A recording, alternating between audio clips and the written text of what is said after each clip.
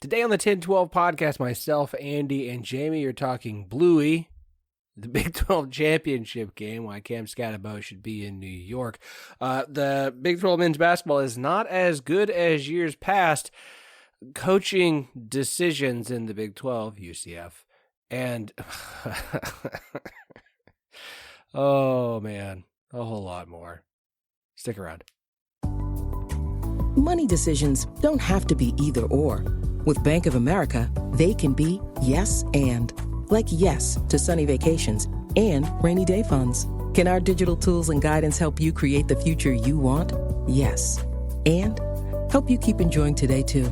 Do more with a bank that asks, what would you like the power to do?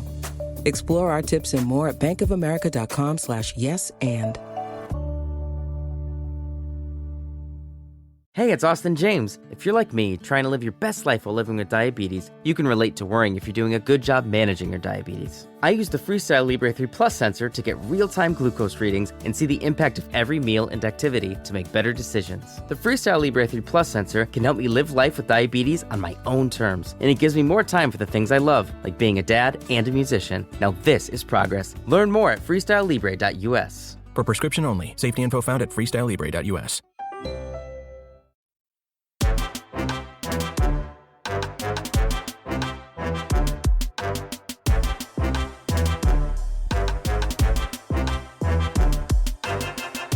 Oh, wow. Big reveal.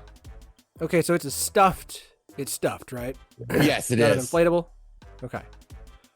Yeah. That is a... As opposed to an actual Bluey. Right. As opposed to real life Bluey. No, it's dog. it's a giant Bluey in a Santa hat. My wife found it at Walmart and said, "This Like, thing just looks walking hilarious." around. Yes, pretty much. For sale. She rescued saying, it. please take me home. Pretty much. You know, Well, that's she right, showed it to okay. me, and you know what though?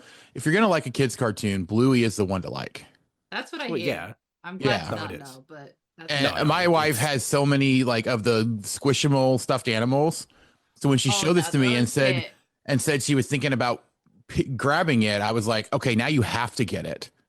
Now I have a Bluey in my office and a Santa hat. Phillip, I dress decent on game days because my seat location puts me directly behind coaches and players checking in. And so on occasion you'll get the 3-second flash of me on the screen, and I'm usually making an absurd expression. And so the expression at least needs to be on like an acceptable canvas.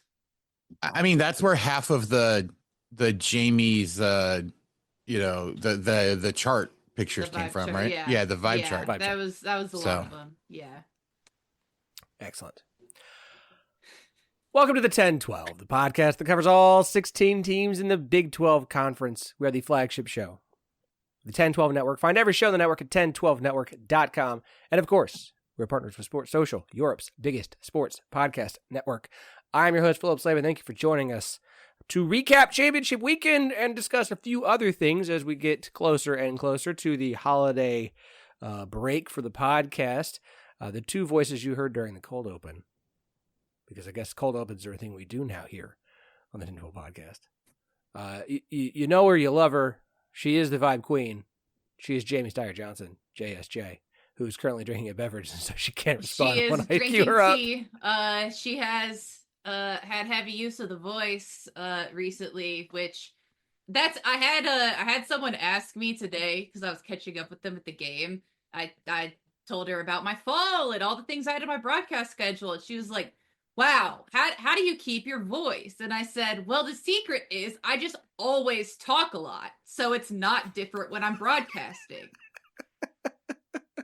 To be honest, I thought you were going to say, what voice? I don't ever have a voice anymore.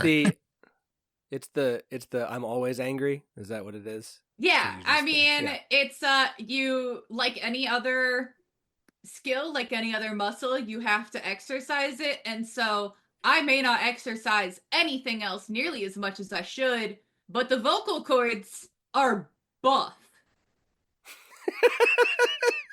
All right. listeners, especially those of you weirdos in the Wide Right 90 Light Discord, if you could give us a picture of Jamie with like 2 really buff arms coming out of her neck, that would be great. Also joining us, or however else you want to imagine buff vocal cords.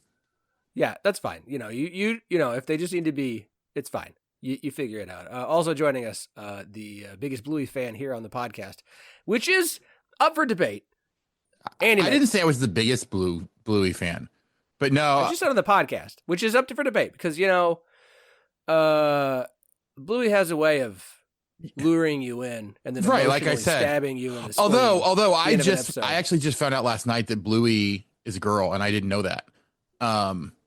Have you watched the show? I've watched the show somewhat, but not. I don't have any kids in that age range. I'm just very familiar with Bluey clips because I have a lot of friends who have kids in that age range, and so I get a lot of clips, but I don't get the actual show itself. Just sit down and watch it. So yeah, Bluey and Bingo are sisters. Yeah, I didn't know that. I knew they were siblings. I didn't realize they were sisters. They're sisters. So. Yeah. Lord. Okay. I have watched every episode. We can tell. I will say this. I'll have seen every episode at least 5 times. And that's like the fewest number of times I will have watched an episode at this point because we watch it every single night before we go to bed. With the kids before they go to bed. And then my wife and I just stay up and watch more. No, I'm kidding. Okay. We've Are you really kidding? That's when the drinking game starts. Yeah, I'm huh? So that's when the drinking game starts. Oh. By the way, I'm sorry. I did distract. No, you don't understand. That show sneaks in jokes for the parents. Like there's an episode called Whale Watching, and what they don't tell the kids, but you pick up on quickly as the parents, is that the parents were drinking all night for New Year's Eve party, and now they don't want to move. And so they have to find a way for the kids to play a game where the adults can just lay on the couch or the floor where they are because they're so hungover. And the husband will make jokes about how much the wife used to drink on various episodes. You'll just kind of pick up. Like it is a very, very well done show. That's like, they're very clever, but the jokes that the parents will sneak in that only an adult would understand and that will fly, the kid won't even catch what's going on, are phenomenal. Just absolutely top tier. Bluey 10-12 crossover incoming. Yeah. Well, we will tell you what, the 10-12 podcast, Big 12 teams as Bluey characters episode of the show will be dropping never. Because I'm not I was going to say, of all the people that are going to take on an extra responsibility here, Phillip, of course. not you. I have enough. I have enough responsibilities. We got a lot to get to today. One of our last episodes of the year. And I keep saying, we'll formalize the schedule. Anywho, let's just dive right in, folks. Congratulations to Arizona State. Big 12 champions in their first season in the conference. From worst to first. Preseason pick number 16, finish number 1 in a dramatic fashion. And by dramatic, I mean like, whoo, they didn't leave much on the bone of the Iowa State corpse on Saturday in Arlington. They picked that thing clean like vultures. You have those days, and full credit to Arizona State and Cam Skattebo, who we'll talk about more in a minute. Sometimes you have those days where it is not your day on the football field or just in life. Arizona State played phenomenal. It was definitely one of those days for Iowa State. And full credit to Arizona State for winning. But we can also look at these two teams and say, if they played this game 10 times, the other 9 are not ending that dramatically. They're not. But on Saturday, they did. It was not a good day for Iowa State. It was a fantastic day for Arizona State. And it is so very Big 12. So very Big 12 for Arizona State to be the conference champs this season. First year in the conference, coming off a 3-9 season last year, picked to finish last in the preseason poll, and you have a conference championship, and you're heading to a playoff with a first-round bye. Yeah, that's the most Big 12 thing you could think of. Yeah, I mean, like you said, like we said coming into the year, right? that the Big 12 was going to be the conference where you had to expect the thing that was completely unexpected. And I don't know that you can get more unexpected than the team picked last to finish the conference, winning the conference. I mean, look, yeah, this wasn't a fluke. Like, yes, Iowa State did not play as well as they normally do, but a lot of that had to do with the pressure that Arizona State brought on them. I mean, you can argue as much as you want about whether Iowa State lost this game or Arizona State won it, but you cannot take anything away from what Arizona State did, because at the very least, they did a lot more to win this than Iowa State did to lose it. But I mean, Iowa State did not look great in this game at all in most phases of the game. But Arizona State's done that to a lot of teams this year. So I'm not really that surprised. I was hoping for a closer game, a more entertaining game. And look, I know a lot of Iowa State fans, so I was kind of halfway rooting for Iowa State, but this is the kind of story that you want, right? As a conference, you want a compelling story about a team that is an underdog. And yes, there's a lot of people upset about the way the playoff seeding works, and I'm sure we're going to talk about that here in a little bit. But like, this is a story that a lot of people are going to be talking about, and at the very least, like, you know, there's going to be something like that trivia, right? Of, hey, who came into a power conference and won it in their first season? Oh yeah, Arizona State. Like, I don't think that's ever been done before. So other than, of course, Oregon going to the Big Ten. So Oregon just did it too. But Arizona State did it first. Arizona State did it first by a few hours. 4 conference newcomers were in conference championship games on Saturday, and they went 2-2. I got to go back because we got to look at other conference moves, and maybe this has happened in the past, because conference realignment is nothing new, folks. It's nothing new. Jamie is our resident Iowa State fan. Yeah. How was Saturday? Oh, we played today, Sunday. Oh, sorry, football? There it is. There it is. You know my takeaway from Saturday? Timothy Chalamet's College Game Day appearance was one of the most baffling things I've ever witnessed in my entire life. Either dude actually loves college football, or he's an even better actor than I knew.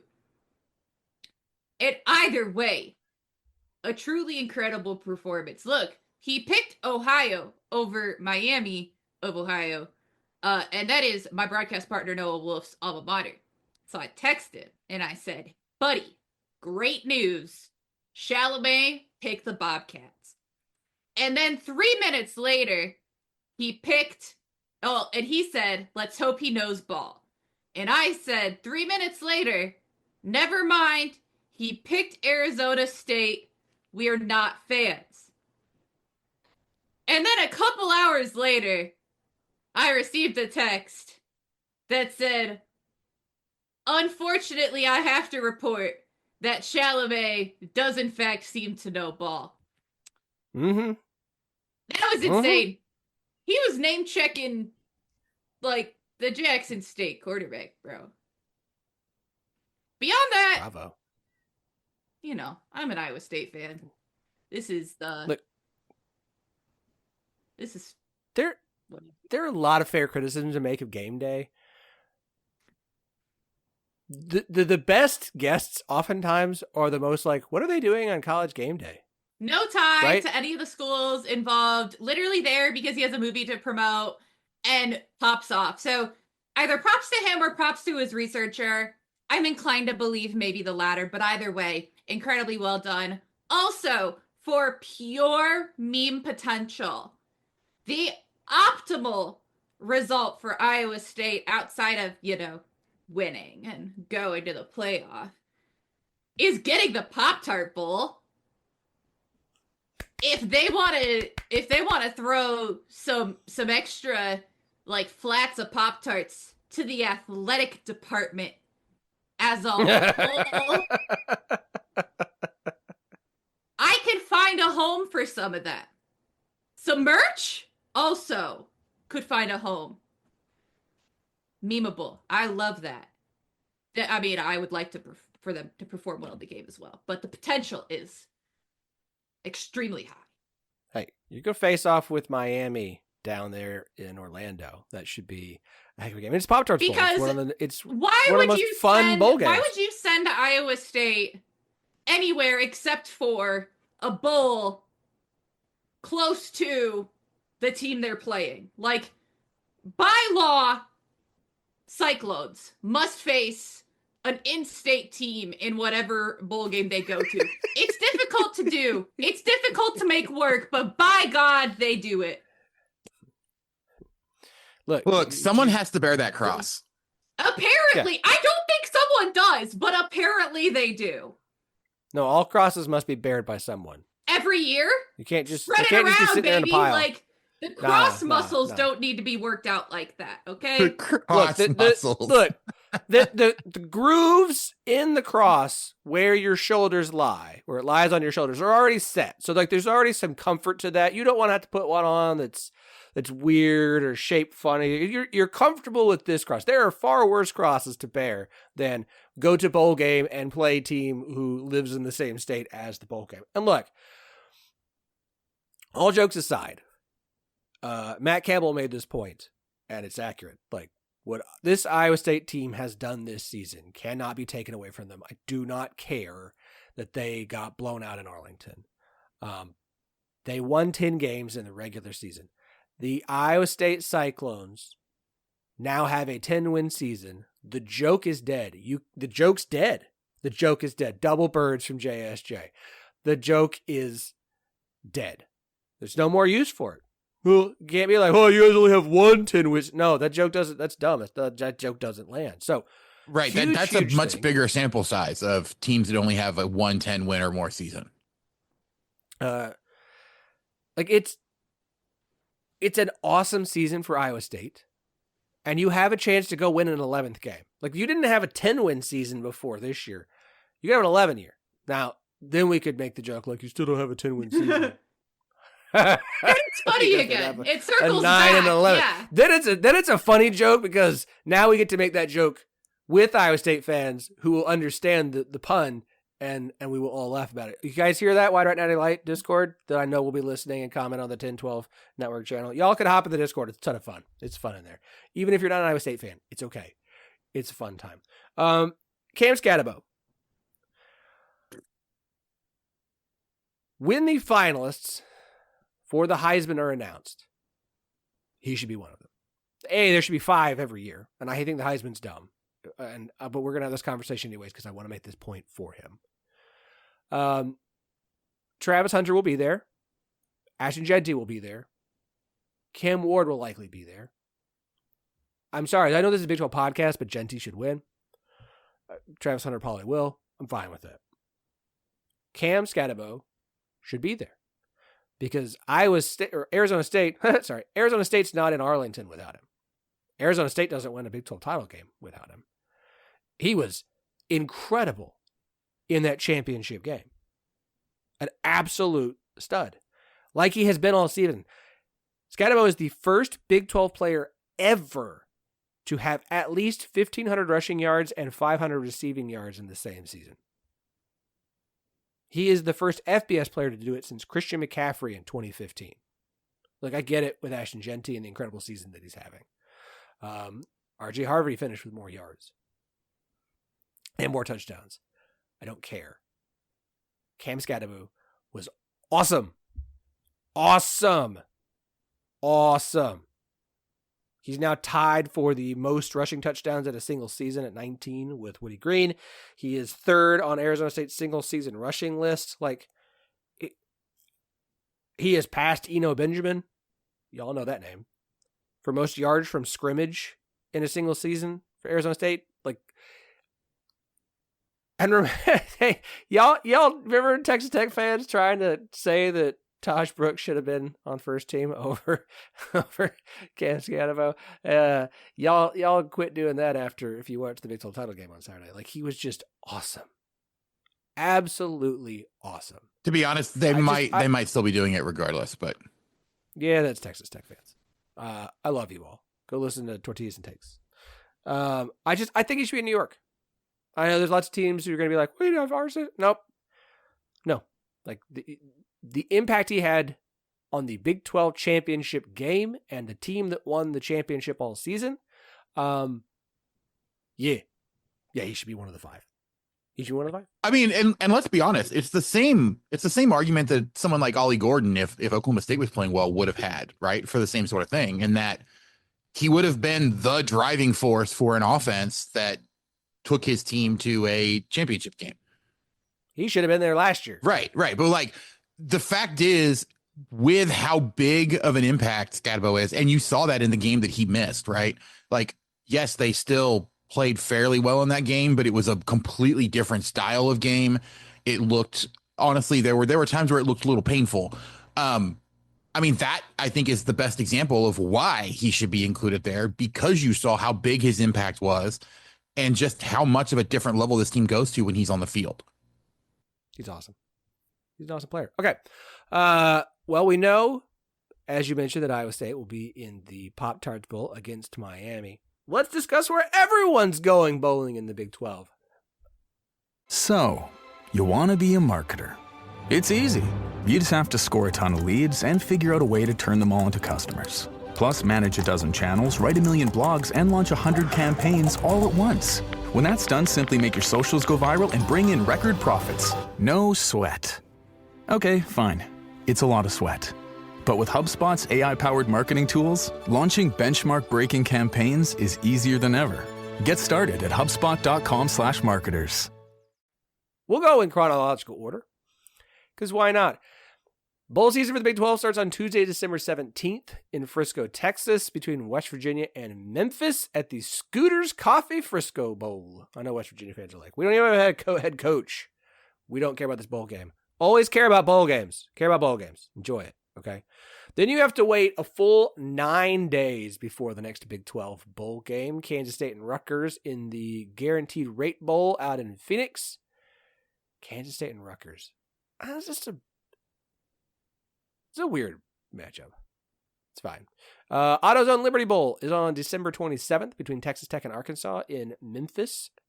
I might just go to that since it's 2 hours away from my house and it's on a Friday night. Alamo Bowl is on the 28th of December.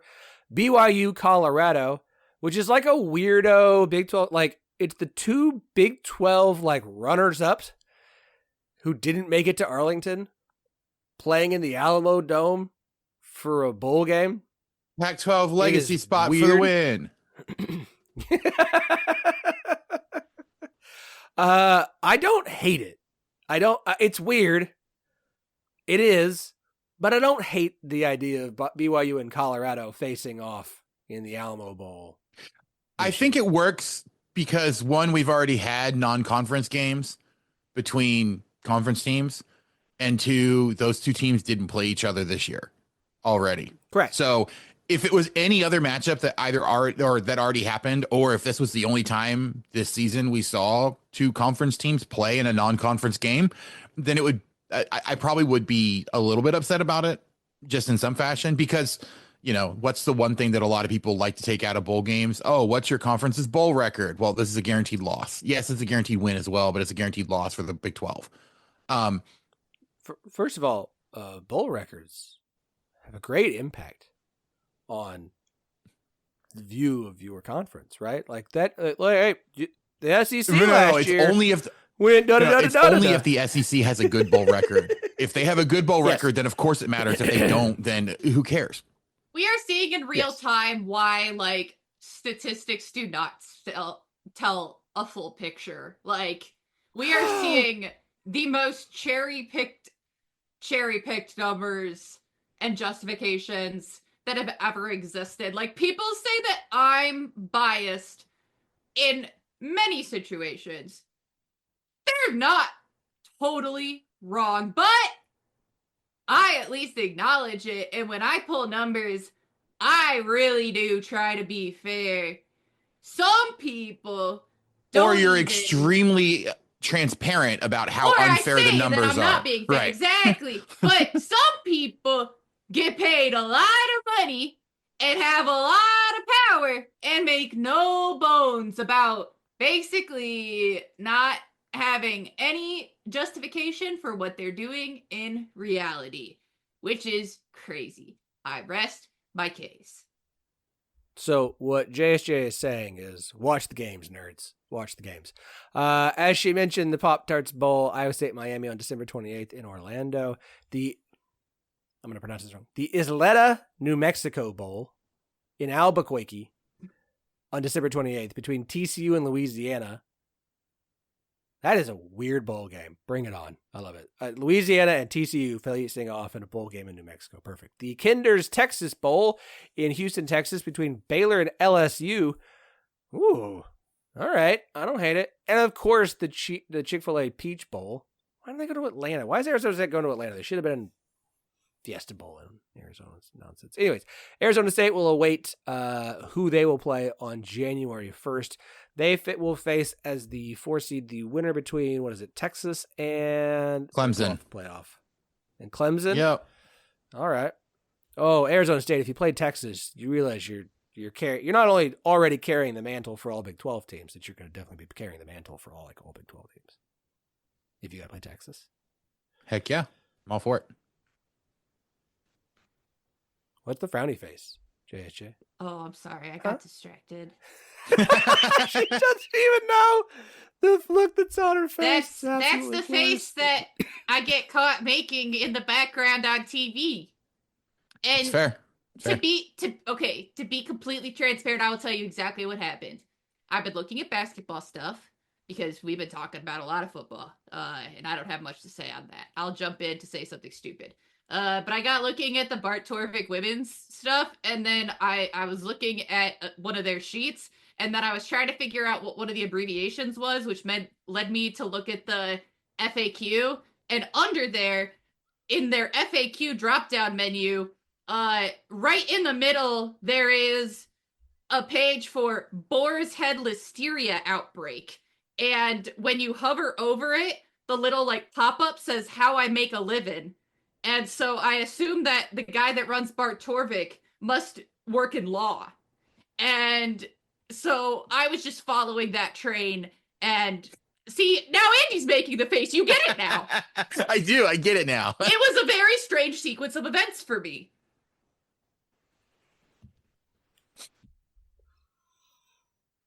But I'm locked in now. A very strange sequence of events for me, the title of JSJ's autobiography. Yes.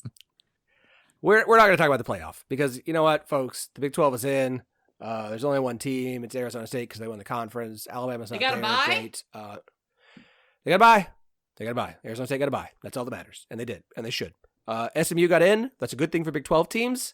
It's a good thing for Big 12 teams. It's a good thing that the team that went 11-1 in the regular season and went undefeated in conference play in a conference that's viewed as subpar and didn't play the strongest schedule, all that strongest schedule, and then had a close conference championship game, didn't get left out for a 3-loss SEC team. Well, the SEC teams are complaining, well, maybe we just won't schedule any Power 4 teams in the non-conference anymore, except all 3 of your losses, Alabama, were in conference play against Vanderbilt and Oklahoma, and I don't remember who the other team was, and it doesn't matter, because this is a dumb argument because it has nothing to do with non-conference. It's just the SEC teams bitching and moaning about losing to 6-6 teams or getting blown out on the road in conference play, and in the conference where you play 8 conference games. And Alabama's non-conference schedule was bullshit, Wisconsin. The funny thing, there's just 2 quick things that I'll say. One, I found it absolutely hilarious that the Alabama AD was talking about, well, maybe we should go to 10 SEC conference games so that way we can get a better idea of how great the to it before, right, to inflate records. But the second thing that I will say, I find it kind of ridiculous that all of the talking heads around this were complaining about how, oh, this is not how we do a playoff, right? This is not how we do the postseason where teams that win a conference get an automatic bye, except they're ignoring the fact that the NFL, the closest corollary, gives an automatic home field advantage to their to their division winners. The exact same situation happens right now in the NFL. The only postseason that actually is, closely related to what this postseason is trying to be. So for them to kind of make that as the argument of, oh, that's why we should you get a spot, but you don't get guaranteed a seed. I'm sorry, but The closest thing possible is the NFL, which guarantees the top 4 seeds to the 4 division winners in each conference. It's just the way it works. If you're not going to auto seed conference championship winners, then you're going to get rid of conference championship games. I don't care how much money they make, and they make a lot of money, and that's part of why they're still around, is they make a lot of money. But this helps to justify them. And if you don't care what happens in those things, if it doesn't have an impact and it's just an extra game that 2 teams are going to have to play, which could cost them a shot at the playoff, they'll stop playing conference championship games. All the arguments from the SEC are stupid. They're dumb. They're stupid arguments. These are dumb arguments by people who are trying to make some selling point for the fact that the 3 loss, it's not fair, we lost 3 games in conference play. Ole Miss out here laying Kiffin. We lost 3 games, don't lose to 5-7 Kentucky. Okay? Not hard to do. 7 teams didn't lose to that 5-7 Kentucky Ole Miss. Maybe be one of them next time. Okay? Alabama, maybe don't go on the road and get absolutely blasted by a bad Oklahoma team that couldn't score on anyone this season except for you. So just, don't suck in conference play, and then you'll be fine. You have 8 of them. You play 8 conference games. 8 conference games. Don't go 5-3, okay? You literally get gifted 4 non-cons, which is apparently, we're just going to reevaluate the non-conference schedule now. So you're still going to play 8 conference games, you a-holes. Anywho. West Phillip, Virginia job tell us is how still you really open. feel. No. It's so dumb. It's just so dumb. And it's all, what bothers me is the people who are dumb enough to buy into this stuff. And it's just SEC fans where it's like, well, it's so hard. It's so hard. It's so hard. Yeah, is it so hard? Is that why Texas showed up and got to your conference championship game? Is that why when A&M showed up and Missouri showed up years ago, they did so well? It's not so hard. Y'all just circle jerk each other. It's enough.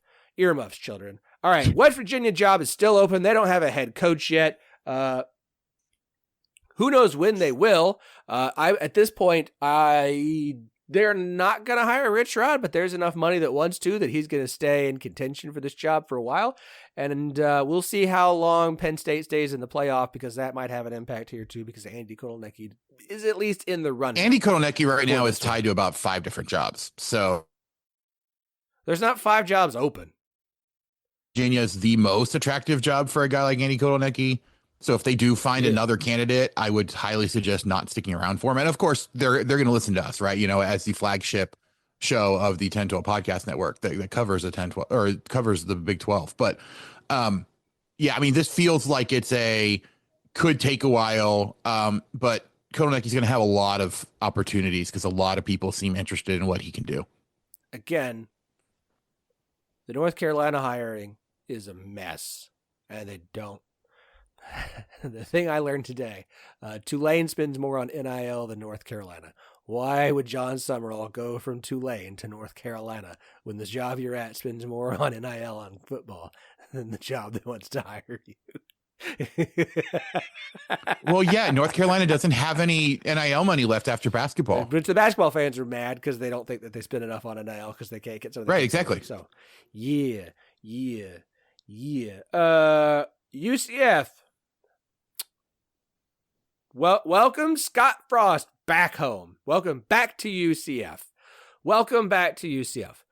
I don't know if this job will work or not. I don't ever know. None of us really know. But I will make this point. We have a few occurrences of team has success, and West Virginia, this is a warning for you. We have a few occurrences of head coach has a lot of success at school, head coach leaves, school bumps up a tier in competition conference-wise, head coach comes back and is not as successful. Those examples, of course, would be Greg Schiano at Rutgers, did great in the Big East when they were there.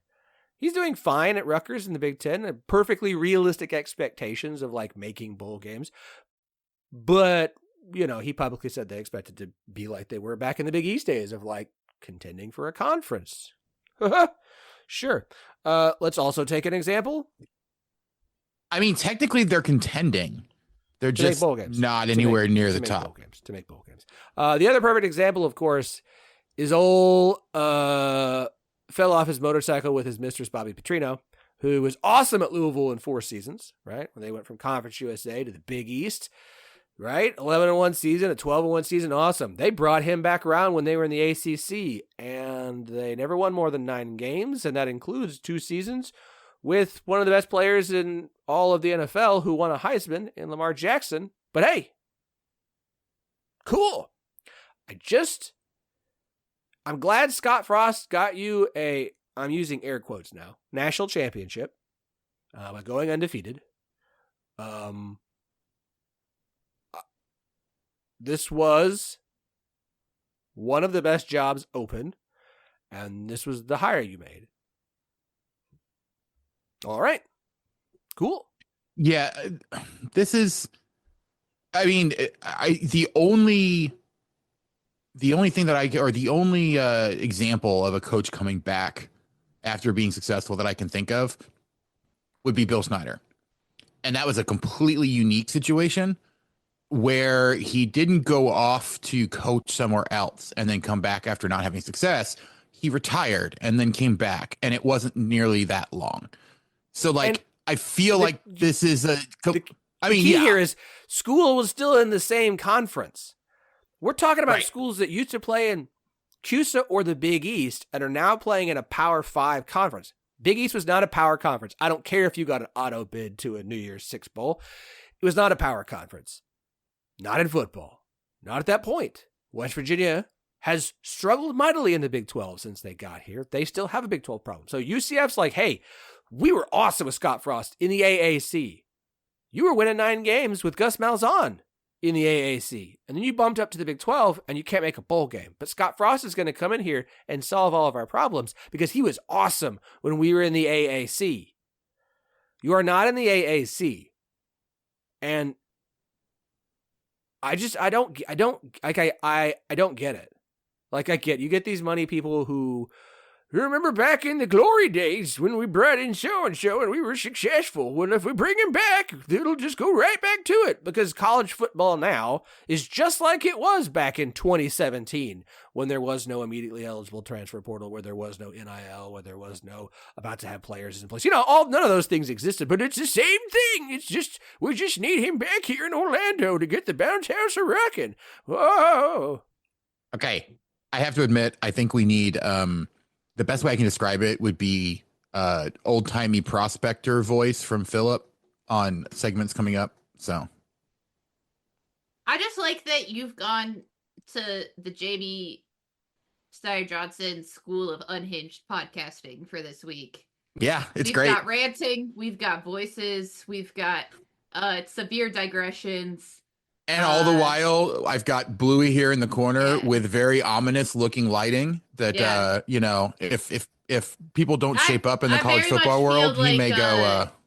I feel like the old, like, Stefan sketches from SNL. Like, this podcast has everything. It's got an old-timey prospector ranting about college football hires. I'm keeping a close eye on Bluey because I'm not convinced that her eyes haven't shifted a few times. Like, while we've been It's giving recording. Weeping Angel a little bit. Little bit. Like... Little bit. Yeah. Little bit. Why do you think I have the camera on her? JS. So someone can keep an eye on her. JSJ with the doctor reference. Very nice, JSJ. Very nice. All right. I contain multitudes. We've got SNL and then Doctor Who in rapid succession. Perfect. Speaking of rapid succession, it's a terrible segue, but I'm going to use it anyways. Charlie Hustle. Because that's just how fast they just keep dropping good stuff. Is in rapid succession. A boom, boom, boom, boom, boom. See, I pulled it off. Robert. You're welcome. You can praise me on X or Blue Sky. Also an option. Both are 10. Bluey Sky. 12 network. But look, they did just drop a bunch of new stuff. And it is awesome. They have a Citronaut t-shirt, like Script Citronaut t-shirt back in stock, and it's incredible. Folks, they're just dropping new things just in time for the holidays. But look, it's already December 8th. And you should know, if you want things to be under the tree on Christmas morn, you need to get to ordering. So I would suggest this week, you go to charliehustle.com. Shop thoroughly. Look through all the Big 12 stuff. They've got every school covered, all 16. They got more great stuff, too. There's a couple of Christmas shirts that are pretty good. Throw them in your cart. If it's on sale, you're covered. Great, awesome. If it's not, then you need to use our promo code 101215, TEN1215. It gets you 15% off all non-sale items. That's TEN1215 to get you everything you need to be under the tree this Christmas, whether it's for family or friends or just for yourself, because there's nothing wrong with buying yourself a Christmas present. There's nothing wrong with that. You are an adult. You make your own money. You can buy yourself things. And if your mom tells you, no, you can't buy yourself things, somebody might want to get you something for Christmas. If I wanted you to get it for me for Christmas, I would have told you about it, Mom. I went ahead and bought it for myself because I'm a grown-up and I make money and I can do what I want with my podcast money. Thank you very much. Now, if my other Christmas hat will just show up before Christmas, I'd be very happy. Branded bills, not a sponsor. So, 1012 Network. Nope, lost the thread. 1012 15. Charlie Hustle. TEN1215, 15% off all non-sale items. Charlie Hustle, vintage paid fresh. Phillip, do you have anything you need to talk about? Or did you get it out? I had there? a very long week. Laid my grandfather to rest last week. So Oh. It's all right. We're good. It's all right. The Big 12 wins the Big 12 Big East battle 6-5. That would have been a way worse transition if that were what led into Charlie Hustle, to be fair. Yes, to be honest, it would have been. And he did it in a very comfortable Charlie Hustle t-shirt. No. Oh god. If you want to make sure we don't want our that your sponsorship grandparent is comfortable in the afterlife, then you need to put them in a swish. Gosh. We did bury him in. So when I got married, I don't have plain socks. Like all my socks are fun, weird pattern, whatever. The ones I'm wearing right now are Christmas because it's Christmas time, so I wear Christmas socks. Anyway, so all my groomsmen, the pastor, my dad, my wife's dad, we bought them all like fun socks so that they're gonna all have socks. If you're my friend on Facebook, like that's the header image is, and then also like my papa and then my wife's grandfather, they all had fun socks. So I made sure he was buried in his fun socks from our wedding. So it was nice because of course he hung on to those. Anywho, let's talk hoops. This year, Santa's bringing the power of Energizer into his workshop. Whoa, the Energizer Bunny's got so much power. Wait, he's powered up all the toys. I think that means we're done for the year. I love this bunny. He's the hardest working helper the North Pole has ever seen. And he wants all your gifts to have the power of the #1 longest lasting AA battery.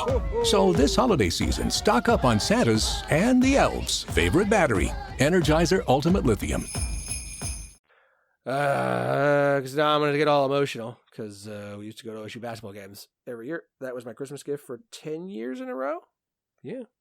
And so I enjoyed watching Oklahoma State beat Seton Hall today on the road, 85-76, and lock up the Big 12 Big East battle for the Big 12 by getting that road win, the last game of this year's cross-conference rivalry. So you're all welcome. Go Pokes. Otherwise, we'd be looking at a loss to the Big East again.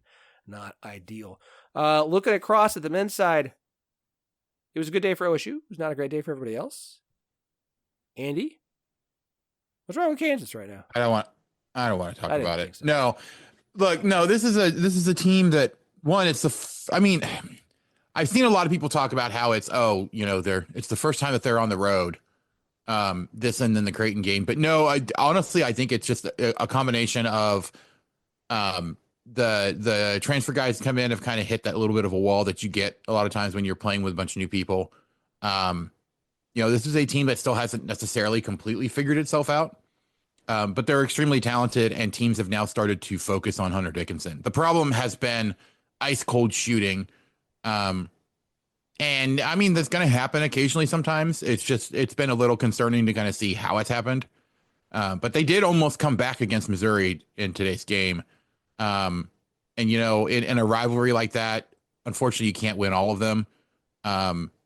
It doesn't excuse the fact that this is still not that great of a loss. Like it's not like one you're going to look back on and say, oh yeah, this was an understandable, difficult loss to a really, really great team, because I'm going to be honest, Missouri didn't look like a great team in this game. Kansas just looked awful. And hopefully they can get it figured out. I know Bill Self's going to have a lot of fun in practice. But they do have NC State coming up, so it's going to be a quick turnaround for them, and they're going to have to figure stuff out because they can't afford to keep dropping stuff like this going into the Big 12 season. Andy, I know I'm supposed to be all pro Big 12, and we are pro Big 12 here, but we also have to be realistic about this conference, and it's not as good this year. No, it's not. It's not, like, period. Arizona's 4-4, Houston's already 5-3, Baylor's 5-3, Kansas has dropped back-to-back games. We have some surprises. Obviously, Iowa State, very good so far, and picked up a huge win over Marquette in the Big 12 Big East battle. And they've got Iowa left, and they have performed. Their only loss is a 2-point loss in Maui to what looks like a really good Auburn team. So I don't think anyone's feeling bad about Iowa State. West Virginia, of course, we talked about. They got that win over Gonzaga for the Big 12, which was awesome. Yeah, they lost to Louisville, but they also beat Arizona. Like, West Virginia's been a surprise so far this season. Arizona State's been really surprisingly good. Not that their non-conference schedule is something to write home about. They've got Florida coming up, so that's an opportunity for them. But still, they have been a nice, surprising, solid team. Again, that loss to Gonzaga was only by 8. So there are some positives for the Big 12. Iowa State, West Virginia, Arizona State, Cincinnati. But you look at the teams we expected to be at the top of the conference, and maybe this is just, maybe basketball is mirroring football, and we're about to reverse the standings here. And of course, we haven't gotten into conference play, and things change drastically from November, early December, and into January and February. But I think the problem looking at the conference right now is the top is not as strong as it usually is, and the resumes, we're running out of non-con games. We're running out of resume builders, and the Big 12 has just not delivered this year in a way that it typically does in the past. Yeah, I mean, this is a conference that has either been the clear-cut best conference in the nation or a not so far behind that number 2. Right now, they're sitting at number 3 over at Ken Palm, which is a little bit surprising, but then also, with the way everything has kind of moved around a little bit, with teams moving around, and it's going to be different when we get into conference play, of course. But you've got a lot of teams that are trying to figure out what they're doing this year. I think we unfortunately maybe undersold a little bit or underappreciated just how many big pieces teams lost. And I think that was kind of one of the nice things about Iowa State's team last year was that there wasn't a one single big guy that led to their success at the end of the year that you pointed to as, hey, this is the guy, and then you lost him, right? Iowa State was very much a team that had a ton of guys that could all play fairly well, and they were much more defined by who they have together on the roster. That's worked out really well for them so far this year because they haven't had the big dips when a key piece doesn't perform well, or they haven't been able to replace a guy that made their team run, like a Houston has and a Baylor has and a Kansas has, and in some cases. And I mean, even like Arizona, has had plenty of instances where Caleb Love has not been able to do stuff by himself. He hasn't had the kind of support that you were expecting Arizona to be able to give him. So this is just, I think that's kind of the state of the conference right now, is that there's a lot of teams that were really good last year because of key guys that are no longer there.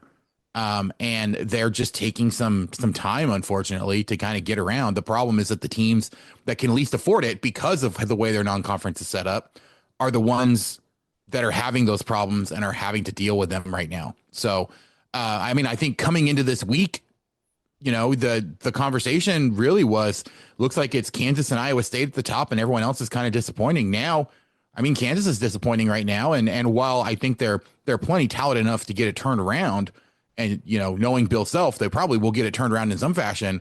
I don't know if the ceiling looks as high right now as it did even just a week ago because of the way that some of this stuff has happened. You can go across the entire conference and kind of point to that for pretty much every team except for Iowa State. There's something you can point to and be like, this is extremely worrisome. And if it doesn't get fixed somehow, this team could go into a free fall at some point in the middle of conference play. Yeah, The one positive right now, utilizing Ken Palm, every team is above 100 in Ken Palm. That's a good thing, and it's going to be tough to stay that way, but it is a good thing. Not a lot on the schedule for the next couple weeks until we start conference play. This is not typically a time of the season where you're like, oh yeah, let's play a bunch of really tough games. I say that, now I'm going to go look at the schedule. No, this week, no. We got Cyhawk on Thursday. I know that we have Bedlam on Saturday. Oklahoma is ranked in 9-0, so that's a big opportunity in Oklahoma City for Oklahoma State to get a nice win. Cincinnati's got Xavier on Saturday as well. Arizona UCLA is on Saturday. That's UCLA is 8-1 so far. Arizona State, as we mentioned, is playing Florida, who is ranked in 9-0, so that's a big opportunity. So there are some opportunities left in this non-conference for the Big 12 to get some wins that will look good on the resume and boost the resume. It's not completely devoid of opportunities left on the schedule, but there's not very many of them before we get to conference play. And you would really like the Big 12 to take advantage of as many of them as they can while the opportunity is still there. Yeah, I mean, the other thing we'll point to is there have been some surprises, right? Like Colorado, I think, has been a pleasant surprise. The win over UConn, the loss to Iowa State is one of their two losses, thanks to as we're finding the joys of non-conference schedules that can't get changed when teams suddenly change conferences. We've had two, because West Virginia beat Arizona. Yeah. Right, exactly. So, well, I mean, that, and that's the two non-conference games. Well, right. I mean, that's also one of the multi-team, events, tournaments. Yeah. Because those fields are typically figured out 2 or 3 years in advance, it's very difficult to replace somebody when teams move to the same conference. But I think also, like, that just kind of shows, though, that Colorado, like, yes, the one loss that they had outside of conference was a very unfortunate, very difficult loss to Michigan State. But this is still a team, I think, that is outperforming what a lot of people were expecting coming in. So there's still some good stories. The problem has been, it's been those teams kind of towards the bottom, UCF with their big upset early, to start the season off.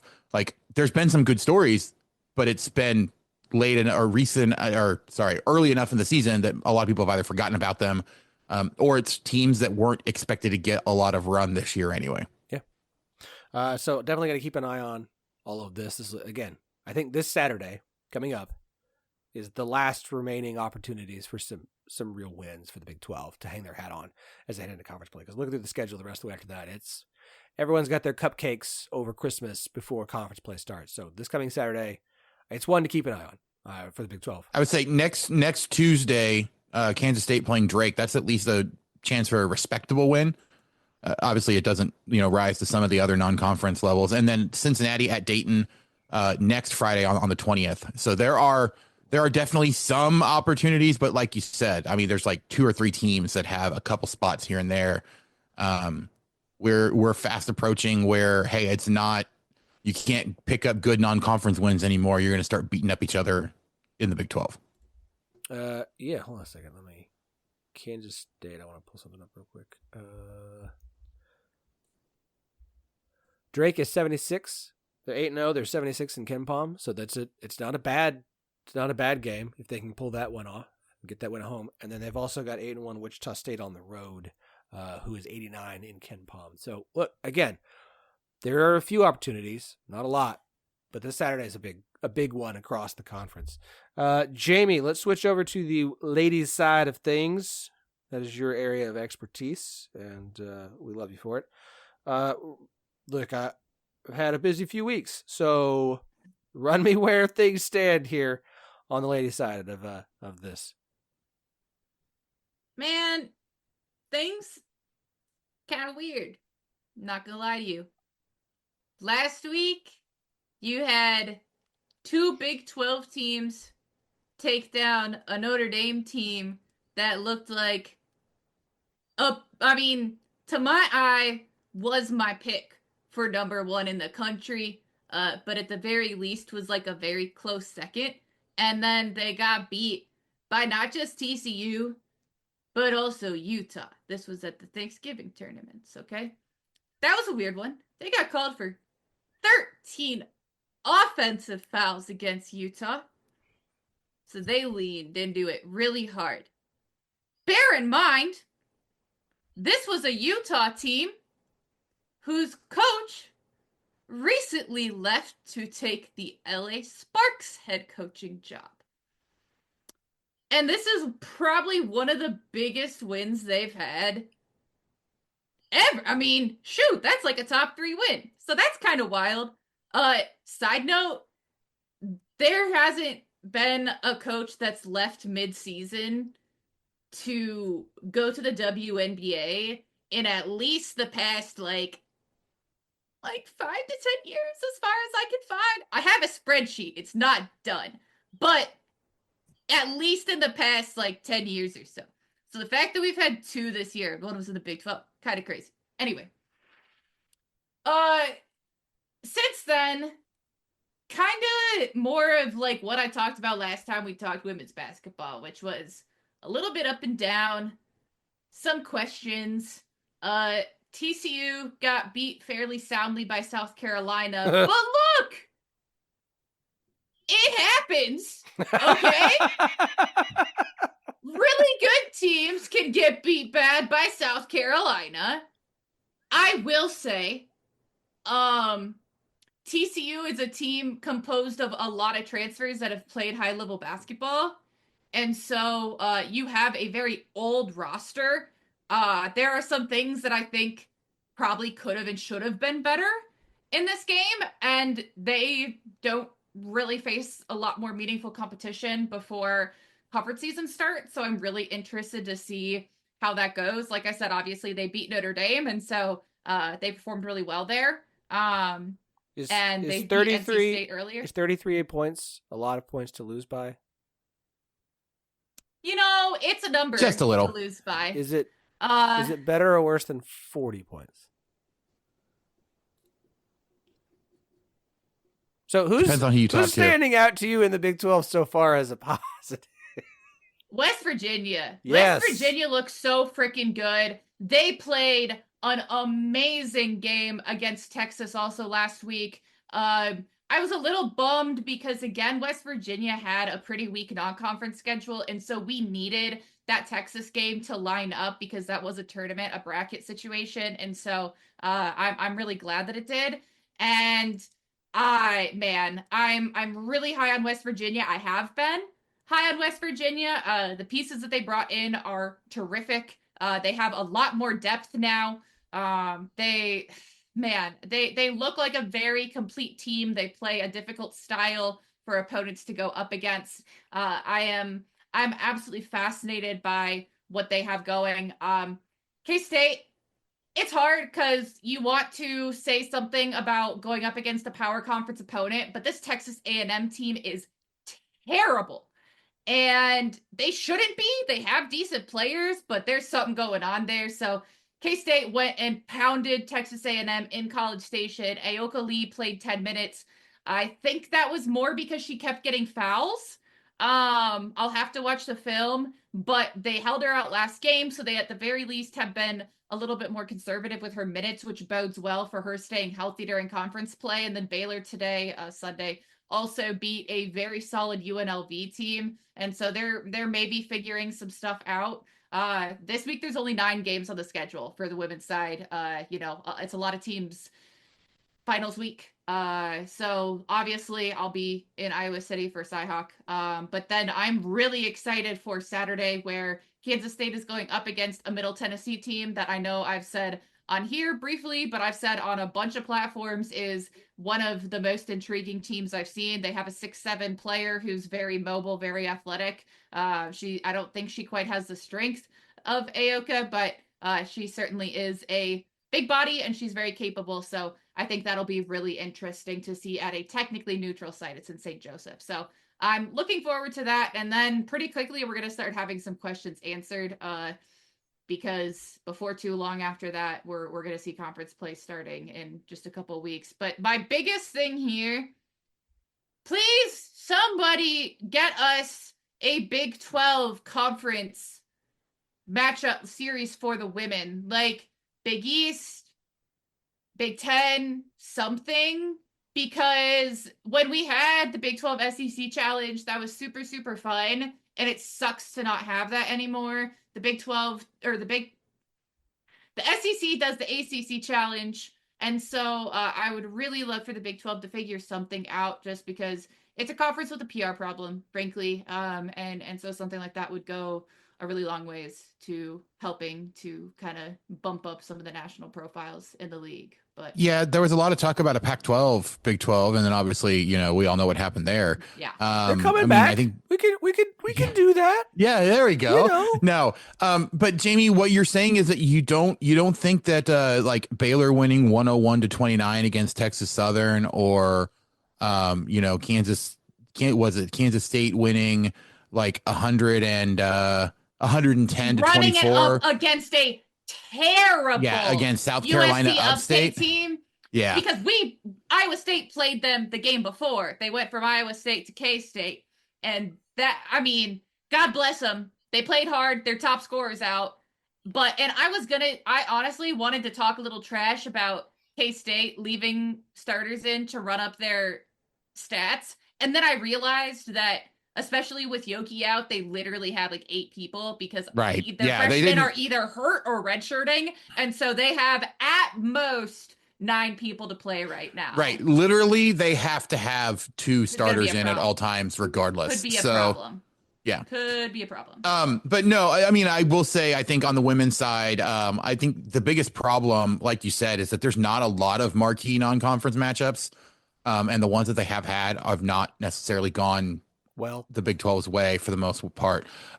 You do have it in addition to the games that you pointed out that are coming up this week.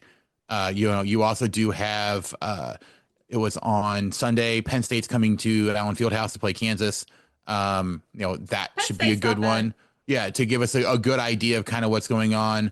And I mean, Texas Tech going to Arkansas. Yeah, Arkansas hasn't been fantastic this year, but I still think that there's at least some value in that game. Texas Tech is going to SMU, because SMU No, that's fair. That's solid today for a while, at least against a pretty solid, I think, Florida State team. And so that's on Wednesday. That'll be really interesting as well. Yeah. You get some at least power conference matchups to get some kind of barometer. It's a little weird to say, but I actually think that the women's schedule in the conference through the end of the year, non-conference wise, has more quote unquote highlight games than the men's schedule does, which is unfortunate to say at this point, especially since there's not a ton. I mean, Iowa State, going to UConn on the women's side on the 17th is going to be a fun one. But we're running out of good opportunities for, good highlight games for the Big 12 non-conference wise. Conference play, so that'll be fun. We got a hell of an opening weekend for Big 12 conference play, so looking forward to that. Woot! I'm excited. It's the Sunday before. What is it? The Sunday before Christmas? Nice. Yeah, 21st. Yep, 21st Saturday, and then Sunday there's 2 games. Yep. On the 22nd. Very good. Very excited. This has been fun. You guys are awesome. We will, the 3 of us will be back next week.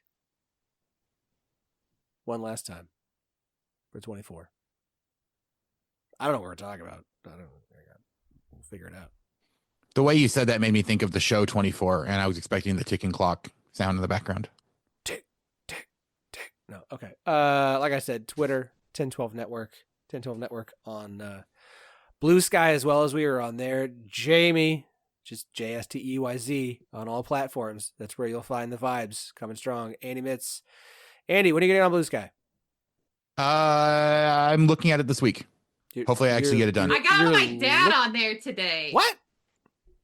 Yeah, I tweeted that I was going to start doing anything like live from non-Iowa State stuff. I was just going to start doing it on Bluesky. Because, different platform. I need to diversify the content a little bit, and it sucks less over there to talk about any other team. And my dad texts me. He's like, "What is this other platform?" And I was like, "Well, let me tell you, buddy." And then a couple of minutes later, there I was, followed by... Please tell me you actually said buddy. No, but I would. That is missed opportunity. Okay, so he's gonna follow 10-12 so that we can follow him. Of course, back, right? Okay, of course. I'll be looking for a Steyer.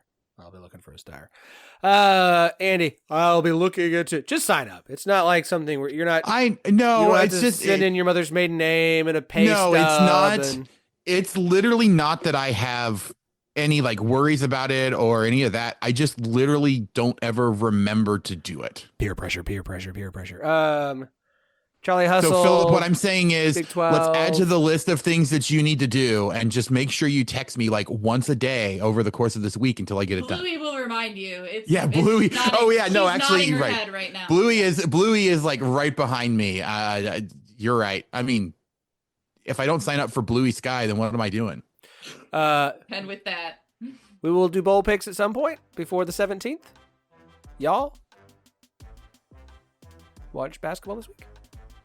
There's no football games to talk about, but all right, I'm gonna go edit. All right, it's been fun. See ya.